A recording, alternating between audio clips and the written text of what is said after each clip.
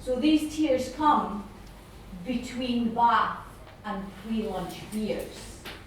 You've got alliteration on the, you've actually got alliteration on plosive sounds.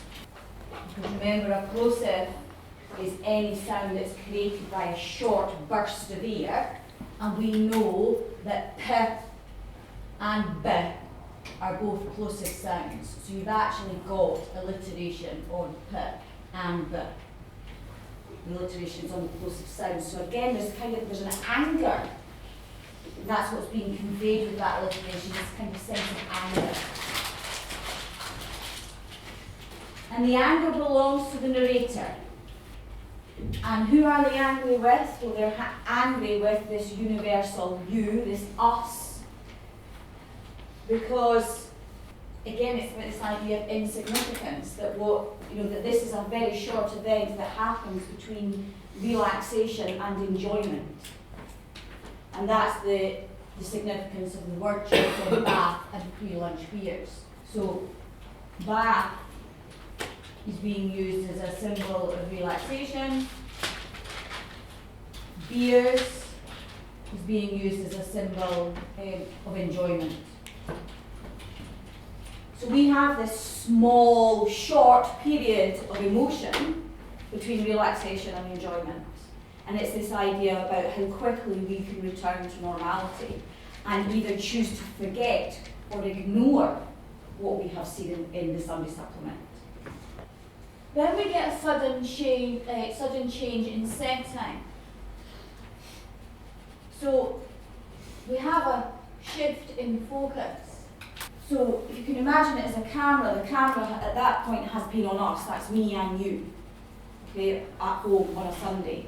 And it suddenly shifts, the camera shifts to the photographer. And it's the photographer who stares impassively. Word choice. We'll comment on, because I think that's an important word, and I think that might be a word that they would pick up on in a question. So, connotations without emotion. So he stares out of the window without emotion at where he earns a living. Where he earns a living is obviously the war-torn country. And its significance is being undermined because it's being described only in relation to his occupation. And that maintains his status as the subject and the focus. And then Duffy does something very clever. She uses this word here. And this is about creating ambiguity. The question of who are they? Are they the people on the ground? Are they the people in the aeroplane? Or are they the people you and I? And no clarification is given on that. That is for your conscience to wrestle with. And it leads to the whole point of the poem, the whole purpose of the poem. And she's asking us to do essentially three things. And she doesn't say that we have to do all of them, but certainly she's asking us to do at least one of them, which is to recognise what's going on in these places. That's the first step. The second step is to think about it. Careful consideration and thought, and then potentially to act, to do something, to change it. And that's the point of this poem. It's about helping you realise what is going on and helping you realise what your role and responsibility is within that. The suffering that goes on in these war-torn countries is not just a source of entertainment to keep you occupied between relaxing and enjoying time with your friends. It's more significant, more important than that. And it deserves greater attention than the attention it's been given. I just want to have a look, because I've done the exact same thing that I did last time. I just want to have a quick look at rhyme. So where and care. Years and tears. So what do we notice about the use of rhyme in this final stanza? A number of things. We have a break in the pattern of rhyme.